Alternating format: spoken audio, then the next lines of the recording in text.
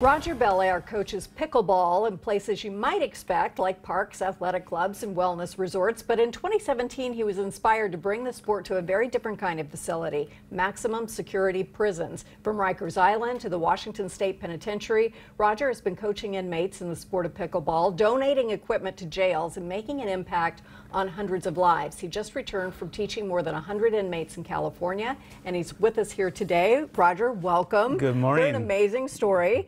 We have some of the equipment here. If anybody's not familiar with pickleball, tell us how it's played, what it is. Well, it's really a combination of ping pong and badminton.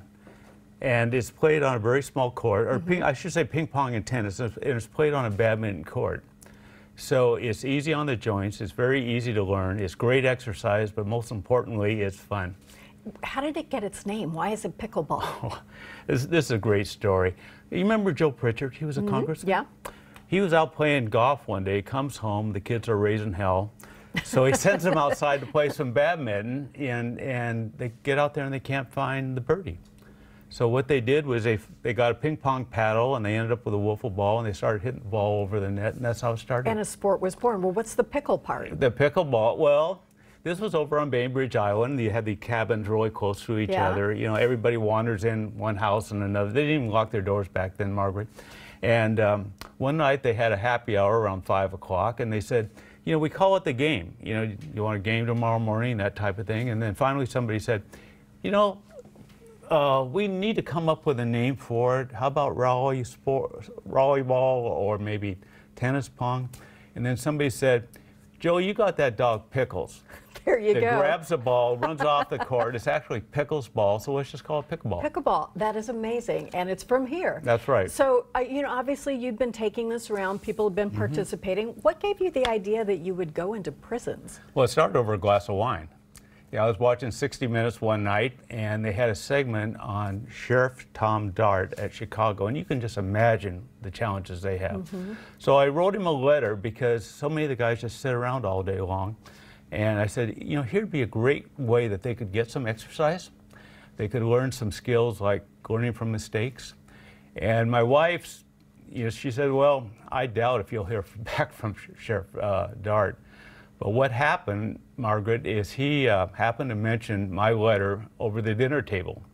And his 8-year-old daughter put her hands on the hips because Tom had never heard of it and said, Dad, I'll tell you about pickleball. Wow, she knew. She knew, and that really started it. So I ended up back there, and it was just incredibly well received.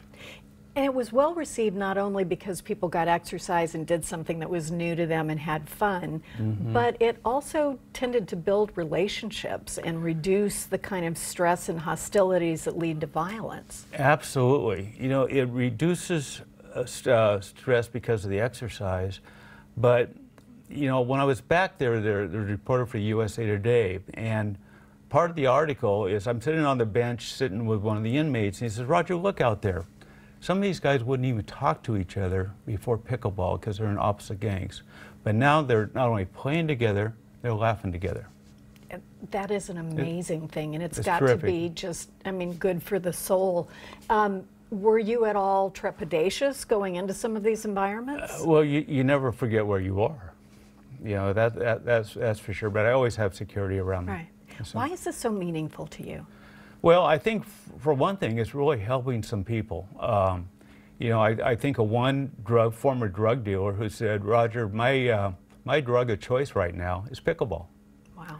I know another situation where an inmate screamed at another that I'd beat the hell out of you, but if I did, I couldn't play pickleball. And Margaret, that's wonderful because here violence is being reduced.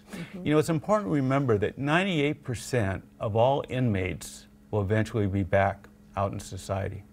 98%. They're going to go from being an inmate to being our neighbor.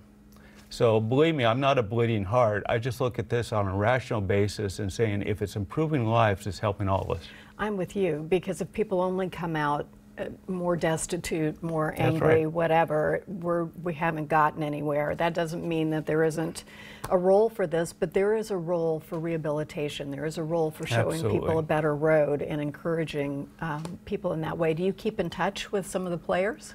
You know, I don't. You know, I'm compassionate that I'm trying to help them with their lives, but I really don't want to form a personal relationship. What I want to do is have them look at pickleball and learn the aspects of it, as well as, you know, learning from mistakes, thinking about consequences, learning about teamwork. And then taking it for themselves and moving forward. It's really quite amazing. I'm sure this has been good for your heart as well. Yeah, it's terrific. It's nice to be able to help. That is incredible. Thank you so much for sharing. We'll be right back. Okay. That's a really